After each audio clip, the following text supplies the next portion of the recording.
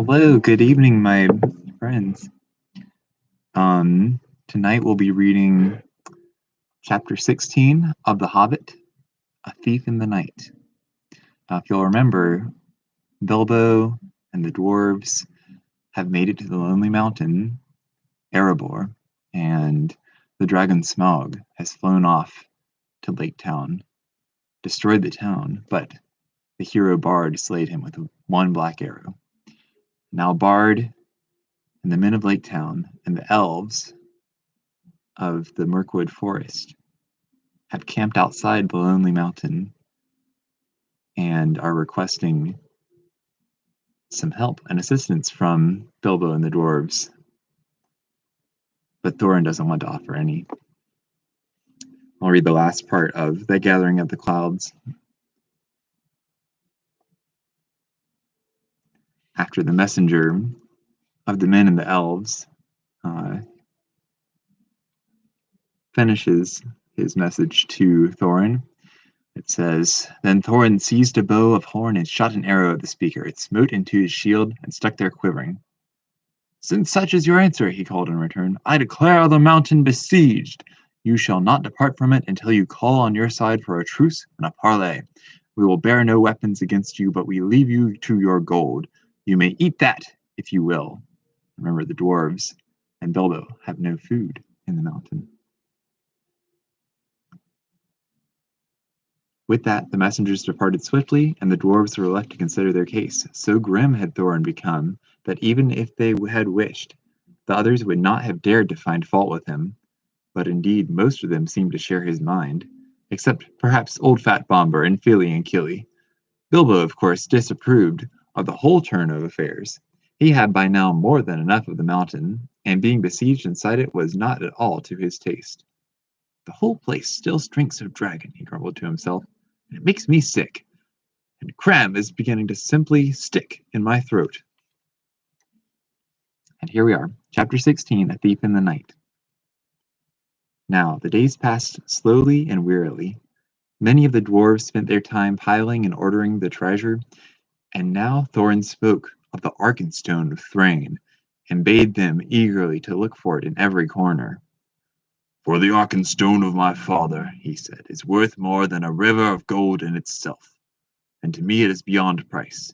That stone of all the treasure I name unto myself, and I will be avenged on anyone who finds it and withholds it.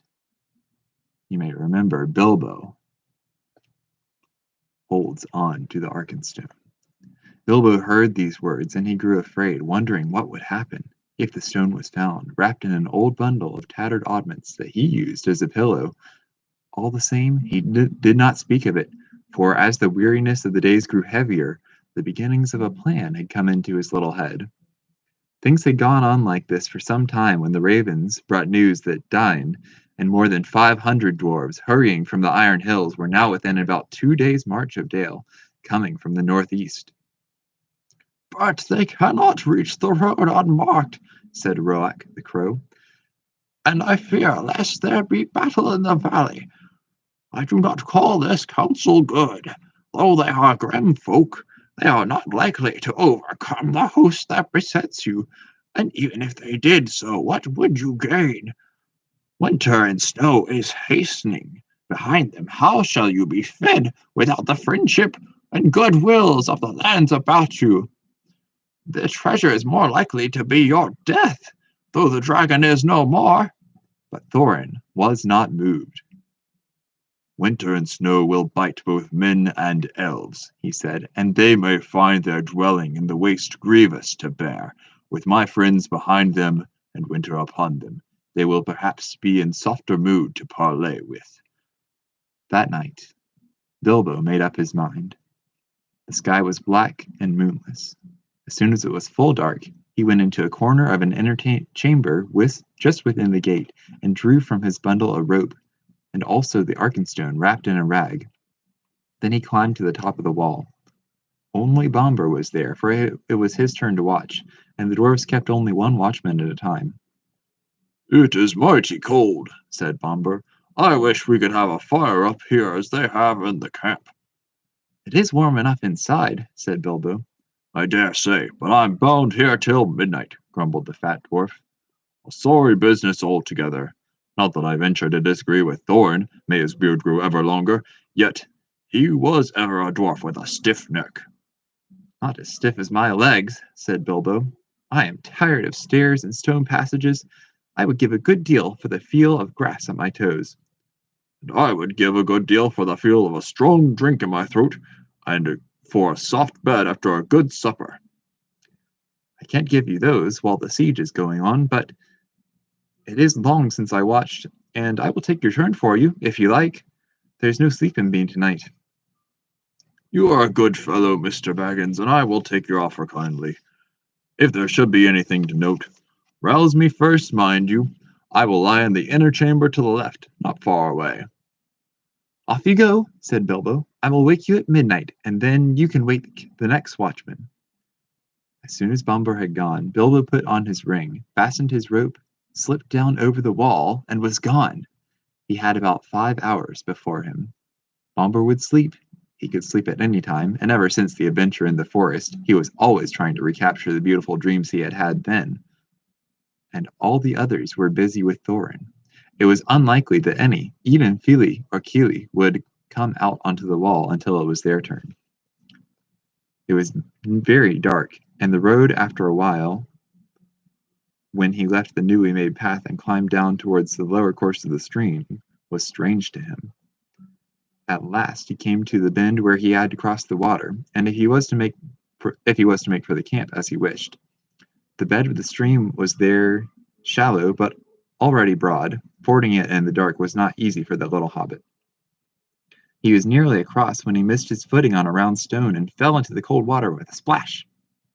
He barely scrambled out of the far bank, shivering and sputtering, and when he came up, the elves, in the gloom with bright lanterns, searched for the cause of the noise. That was no fish, one said. There is a spy about. Hide your lights. They will help him more than us, if it is that queer little creature that is said to be their servant. Servant, indeed, snorted Bilbo, and in the middle of his snort he sneezed loudly, and the elves immediately gathered towards the sound. Let's have a light, he said. I am here if you want me. And he slipped off his ring and popped from behind a rock. They seized him quickly, in spite of their surprise. Who are you? Are you the dwarves' hobbit? What are you doing? How did you get so far past our sentinels? They asked one another. I am Mr. Bilbo Baggins, he answered, companion of Thorin, if you want to know. I will know your king well by sight, though perhaps he doesn't know me to look at. But Bard will remember me, and it is Bard I particularly wish to see.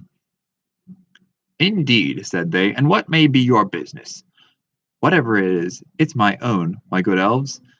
But if you wish ever to go back to your own woods from this cold, cheerless place, he answered, shivering, you will take me along quick to a fire where I can dry, and then you will let me speak to your chiefs as quick as I may be. I have only an hour or two to spare.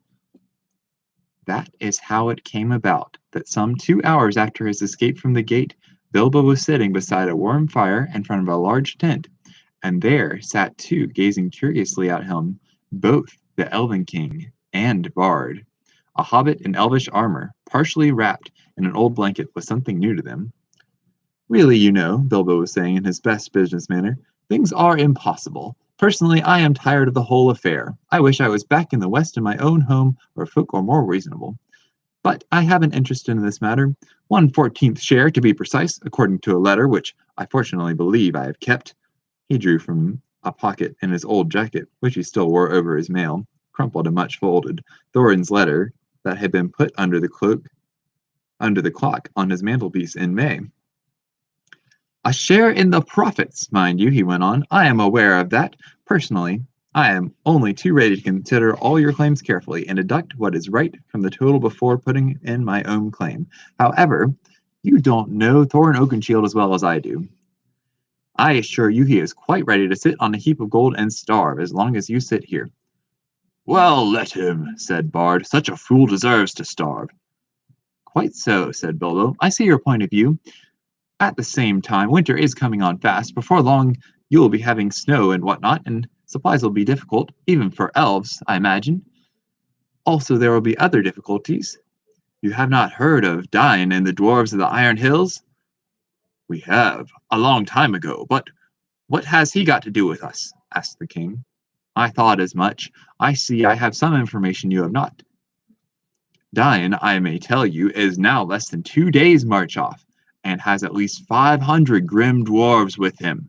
A good many of them have had experience in the dreadful dwarf and goblin wars, of which you have no doubt heard. When they arrive, there may be serious trouble. Why are you telling us this? Why are you betraying your friends? Or are you threatening us? Asked Bard grimly. My dear Bard, squeaked Bilbo, don't be so hasty. I never met such suspicious folk. I am merely trying to avoid trouble for all concerned. Now, I will make you an offer.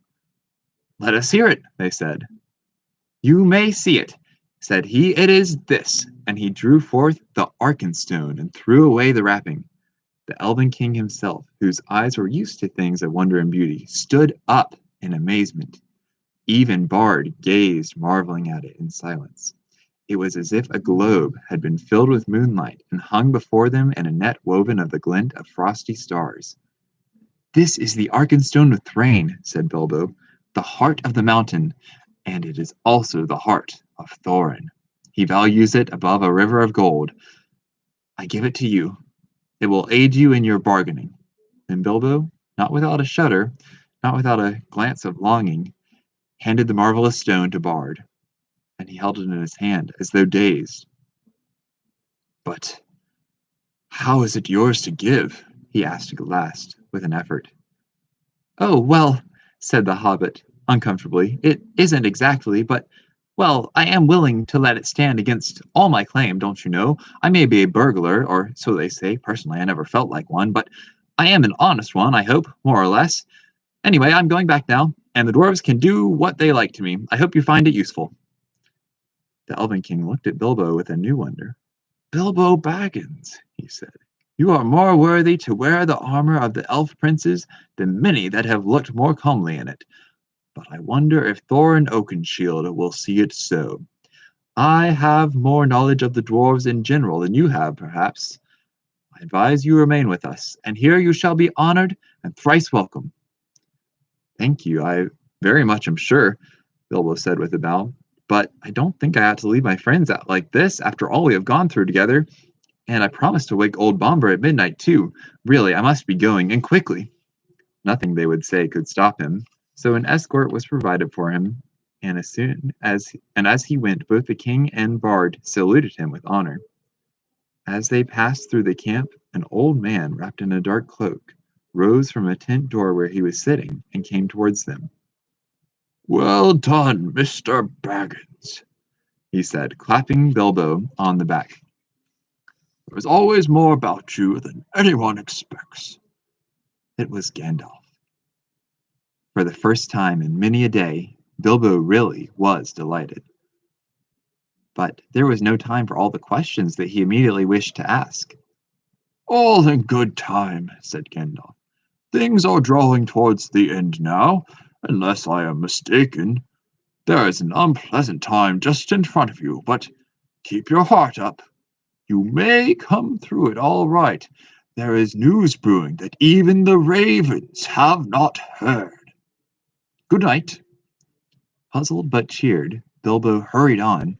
He was guided to a safe ford and set across dry, and then he said farewell to the elves and climbed carefully back towards the gate. Great weariness began to come over him, but it was well before midnight when he clambered up the rope again. It was still where he had left it. He untied it and hid it, and then he sat down on the wall and wondered anxiously what would happen next. At midnight, he woke up Bomber, and then in turn rolled himself up to his corner without listening to the old dwarf's thanks, which he felt he had hardly earned. He was soon fast asleep, forgetting all his worries till the morning. As a matter of fact, he was dreaming of eggs and bacon. And that is the end of chapter 16. Next time we'll read chapter 17, The Clouds Burst. See you then.